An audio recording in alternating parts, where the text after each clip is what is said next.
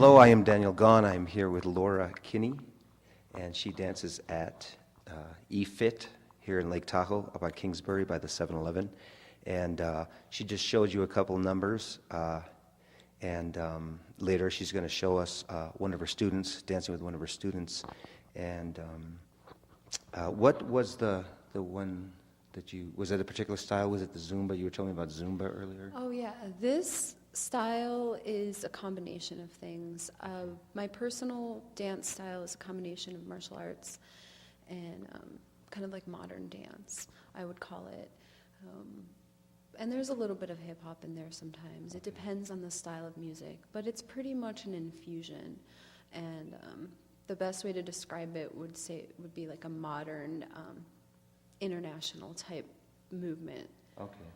So you're not saying, like in the middle of a move, if it's not something that's completely orchestrated from beginning to end, whatever strikes the mood, you're not saying, oh, I better just stick with the Zumba. It's like whatever just strikes you at the moment, you throw it in? Or? With my personal dance, it can be. It depends. Sometimes I choreograph, and that, then that's all structured. This kind of, what I was doing, there was a couple things in there that I usually choreograph. Some things are not. Okay. I think, overall it's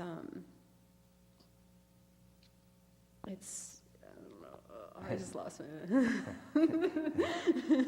Sorry. That's okay. What is the? So what is Zumba? It sounds African. Is it an African dance, or is it? It's more of an exercise?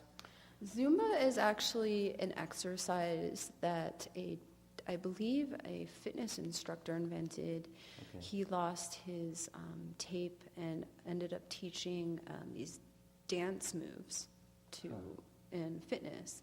And so Zumba is kind of a combination of hip-hop and merengue and a lot of salsa type things, to get your body in shape. Okay. So that is more of a fitness thing, the Zumba, but it does kind of look like dance. So it's a mixture of that. My dance, you can see some international moves in there. Okay. And you can definitely make that into like a Zumba type fitness. Like it's more of a repetition. Like you're repeating a movement to keep the body, one way and then this way and then this way. But dancing, is kind of more like a little bit more free in terms of moving so around. By definition, Zumba is repetitive. I mean, you do repeat moves. That's part of the. Yeah, it's kind of like an exercise routine. Okay. So. Okay. And it's usually done to music then. Yeah, international music, mostly, salsa type music, merengue type. There's some hip hop in there. There can be some African in there. Okay, a lot of rhythm, yeah. Very good. And then hip hop, well, so it sounds like you pretty much, I mean, you have a degree in performing arts, am I right? Okay, and that, so in that interim that you were learning, you covered everything, merengue, cumbia, salsa, whatever. I covered more modern. My studies were in modern performance and modern dance. And the hip hop actually comes from when I was a kid. A lot of my dance comes from when I was a kid. Okay. It was pretty much there. Okay. It was there, and then it just developed over time. And I went to school and studied, and then made it more of a full-time type of performance. Okay. But it's something you loved, so you went into it. Yeah. Obviously, I mean, that makes sense. Okay, great. And then hip-hop, you told me you used to go out, your brother would go out, so you'd go out and with friends? My brother used to go out and break dance on cardboard boxes on the street. It was really funny. Back in the day, this was back in the day when that's what breakdancers did. Hip-hop has a tendency to come from the inner core. It's something from the cities that really was an expression of mostly oppression. And, and it obviously picked up. It's such a huge deal, the music and the dancing. And the breakdancing is amazing. It's like gymnastics. Sure. And so I used to go out as a kid and do stuff like that. And, then I went to tap dance. Oh, you went to, so the breakdance was just something that happened, and then you decided Yeah, I to go was to in tap tap dance? dance and performance as a kid. Okay. I did all that, and I Okay. put it away for a while, and then Okay. studied it again. But I did it all my life. I think some dancers really are just born with that kind of movement, and if you work at it, you can really just do it well. Okay, and I was going to say that. I mean, is it something that you think anybody could pretty much do if they start as a kid? Or I guess just like a lot of things, is if you have an innate maybe propensity for it, you're more likely to be good at it? I think it's a lot easier to start as a kid. Sure. That's just usually the way anything works. Right, sure. But, people have rhythm, people can dance. And I think if you were older and you tried, there are some adults that I have taught lessons to. Okay. And it's just a matter of how open you are to it and how much you're willing to practice. Okay. If that's what you want, So it's definitely possible. It's just a lot easier if you probably start from when you're a kid. But. Yeah, and then I think you burn into your subconscious, maybe the moves, or your body kind of becomes accustomed to that type of movement. Yeah, all the muscle memory, that sticks with your body, and you just, so Okay. it can go either way. It depends. Okay. And tell us a little about the school, efit and Fit in sports. efit and sports. And do they have a website and it's called efit and sports, or?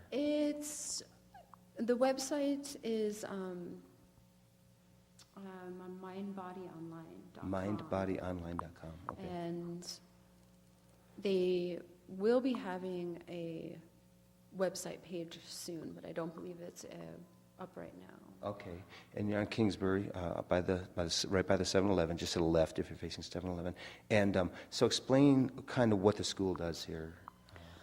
Here is a fitness center for kids, and there's different classes and curriculums that they go through to get their mind and body into shape. Okay. And, it's based around e-technology. We have a dance-type electronic studio out in the front, and this punching type thing for martial arts that they can do. Okay. And back here is the dance part where they have classes, and this is where I teach. So you have your sport fitness, and you have your training, and then we have some dance classes. And so it's a combination of just having the kids be fit and be healthy and stay active, have fun. Okay, and so the mind isn't separate from the fitness. That is, the mind is training in conjunction with the fitness training, right? Yeah. Okay, Yeah. Gotcha. Okay, and then you're telling me too, when you did take a break from dancing, you got into martial arts, and is that right? Okay, and that was in your teens, or? Yeah, I got into martial arts early. Not as a kid. So as a teenager. And that is carried on. So that's where the infusion of the martial arts comes into the dance. And I think it's been done before, but I think it's something very natural that happened. Sure. And it's definitely interesting because there's always new stuff that I'm coming up with. So nice. Stuff you just dream of, you're not consciously saying, let me throw some Tai Chi in there. It's just happening. Yeah, it just kind of comes out. Nice. Okay. Right on. I'm going to take a break just for a second. Okay, I'm Daniel Gaughan here with Laura over here at efit, and as well as classroom lessons, you also give private lessons? I do private lessons as well. Okay. If any children are interested to learn more, the classes are basic. We start from the beginning, and if they're adults as well, I give private lessons too, if they're interested to learn more of the complex moves, I guess. Okay. To either dance socially or to dance as a performer, I do that as well. Okay, and then you choreograph too, so. I do choreograph. Okay, cool. So if anybody wanted to do a musical, you could do that. Maybe we can put together a musical. You probably could. It'd be avant-garde, cutting edge, probably. Yeah. Excellent. And then with the kids, are there any kids too young? I mean, short of being an infant, I guess, I guess you couldn't be too old unless you couldn't move, right? Yeah. I start with kids that are around 5 years old. Okay. And up to 14 years old here. But in terms of the private adults as well, in their 30s up to even 40s. Okay. And it's pretty much now you studied modern dance was your focus in school, and that was now is that with music necessarily or not necessarily? But yes and no. Okay, it doesn't have to be. It could, yeah. It was dancers as well as performers as dancers, but also as artists. So they kind of did like live art performances, but it was based on dance. So there's a lot of creativity there. It's actually pretty interesting to get into it because it's not just about a dance performance. There's other stuff going on. It's an actual performance.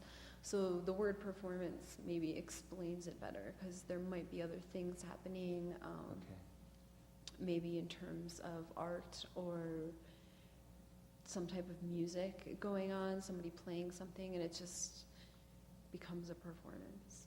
Okay, and so what, now modern dance, I would say, if I think about it, I'm thinking even like in the 50s and 60s, you had like modern dance, is that right? Like would Gene Kelly be considered like modern dance or no? I would say, well, there's a history to how it broke out. You know, you have every artist or dancer that comes out and kind of breaks the mold for the norm of what's going on. And that usually has happened since like the 1800s. So like the modern dance I'm talking about is more along the lines of dancers in the 60s and 70s and some 80s too. Okay, and then, but there are things happening now in modern dance that are cutting edge. I mean, well, I think modern. Well, the word modern is so general, and it's just like a wide array of stuff. I mean, you can look on TV and put together, see some of the stuff they're doing, and it can be pop with a mixture of some modern in there. It's just really a label, like a contemporary dance is a label. It's just like the way the body moves in terms of like a hip hop or in terms of ballet. Ballet, you know, you're using a lot of muscle to turn and flip and make sure your legs are very straight while you're turning around and all kinds of stuff like that. So it's I think it's out there, yeah. It's just, it's a very broad term. Okay. And are there things in modern dance that you couldn't do? Like if you threw a hip hop move in there, would a critic maybe say, wait a minute, that's not modern dance, she threw something else in there? Or no, it covers whatever you wanted to cover? It could be both. It depends on the critic. Like, critics can be pretty harsh. Yeah. So, if they find something off of what they know of, they'll definitely say it's not it. But that's not necessarily true. Like I said, modern dance can encompass a lot of things. So modern dance can pull contemporary and like hip hop and some other stuff. Like I consider my infusion modern dance, but it's just a term that I can easily say that that's what it is. But some critics might disagree. I don't know that too many would. Okay. Well, I think that would be the beauty of it is this is just me and whatever I've done. I mean, like a writer, say, isn't going to like edit out stuff just because, well, I don't know, just because it doesn't like conform to some specific genre if it works for what's happening at the moment or whatever. Yeah, I don't know. It depends. It depends what kind of performance it is too, like who I'm dancing for or what I'm doing it for. Where the critics are coming from, you know. So it really depends. Some people might not even know the difference. Usually the ones that do are the ones that went to school and became like an educated critic or something. Or he's been too nice lately, so he has to find something to so people don't think he's too nice. Okay, is there any like is there any music form that you think you couldn't dance to? I mean, like you could probably come up with something for heavy metal or something, right? Yeah, I don't think I could dance to heavy metal. Okay. I probably would have a rhythm for just about anything. Okay. Except for maybe country. Okay. Not really into the square dancing and stuff. Like I don't think I could do that. But like Oklahoma, that's probably a lot of that might be even like almost borderline modern dance, maybe. I don't know. I don't know. I remember the train station scene, and it just seemed like they're swinging on telephone pole. Light poles and stuff like that. So. Oh, that's kind of cool. Yeah. Yeah. Pretty much. If it has a beat, a rhythm, and you could get into it, you can move or stuff. But even not, I mean, if there's no music at all, you can move to it, right? Yeah. It's a feel thing. Yeah, it depends on how, like for jazz, for instance, I can dance jazz, but there has to be a certain movement there to really call it jazz. So modern, is broad. Hip hop is, you have to have some certain types of moves in there to label it that. So there are supposedly a couple rules, but. Okay. Do you ever get in a state of mind like you're so into it you're not even conscious of it's just flowing? Mm-hmm. Does it work? Sometimes, yeah, freestyling and just doing it without any choreography. It definitely does happen, and that's can be some of the best dancing, especially some of the dancers I've studied. Okay. That's where they come up with some new stuff, and then they choreograph it afterwards. Okay. And so who is big? Like, I mean, are there names, like, if you're in the dancing community that you know are big in certain genres right now? Or? My favorite dancer is Twyla Tharp, and she's a wonderful mix of a rebellious type performer. She didn't really study under the normal studio. Okay. And that's why I like her. But she did really well, and was able to write books and to teach about the importance of knowing your body, and the importance of movement. And so she's kind of like a mix between like a professional dancer and going out there without a lot of studio. Okay. So that would be my person to look to. And she's like, did she come out in like the 60s or 70s? Okay, because the name sounds familiar even to me, who doesn't know much about dancing. And so from like back east, New York or something, or where's she from, do you know? I believe so. Okay, for some reason I associate that name with New York. Yeah, I know they started some schools. I think it was out on the East Coast. Okay, and is she in any movies or anything, do you know, that you can think of? She is in a couple of performances, and I don't have them off of the top of my head. Okay, yeah, it's okay. No, I know the name, and I don't know if I've seen her in anything or not. But there's some movies I could picture scenes in my head where I've seen like modern dance done in like 60s movies and stuff like that. So I just curious if she did something like that. And anybody else you can think of that you really like, or are you a fan of like Fred Astaire since you were a tap dancer?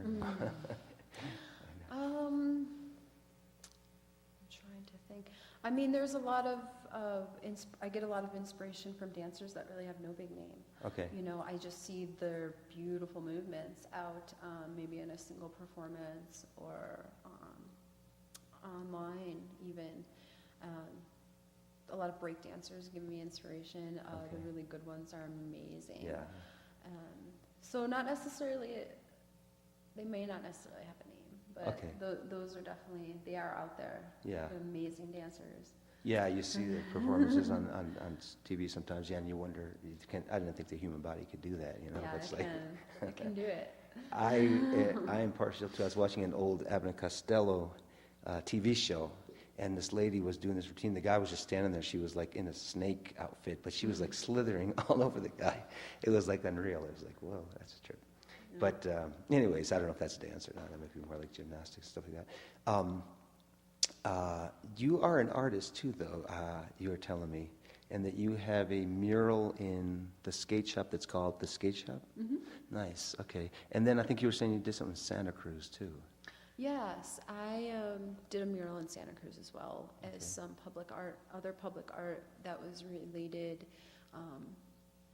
with making like art gardens and stuff like that. So it was like a public project. I had a few out there. I do paint, and I do public art as well that is three-dimensional. Sometimes it incorporates natural objects. It's really revolves around reusing and reclaiming, recycling, and painting, painting big walls with really cool pictures on it. Nice. So that is what I also do. Okay, and you have a strong passion for both, obviously, the dance and the painting. Yeah, I've been doing it for a while, and I love both. Now, did you cover painting in the school too, or was more the performance, or was It that was like both. It was, There okay. you go. Okay, excellent. And what is the one at the skate shop? Is it a skater, or? No, you should go see it. Okay, It's you want to give it away? Explain, but it's good. You go look at Okay. it, and you should like it. Okay. I hope. Okay. And where's that at? It's down towards the Y in South Lake Tahoe? Or? It's down towards the Y, I believe, off of 3rd Street. 3rd Street, okay. And Emerald Bay. Okay, 3rd and Emerald Bay, and it's called the Skate Shop. Mhm. Okay, cool, excellent. Okay, excellent. This is What, and I'm Daniel Gaughan. We're here with Laura Kinney, and we want to thank you all for watching, and thank Laura for giving us the time. Thank Yeah. you. So we're going to show you a couple of our moves. Are you ready?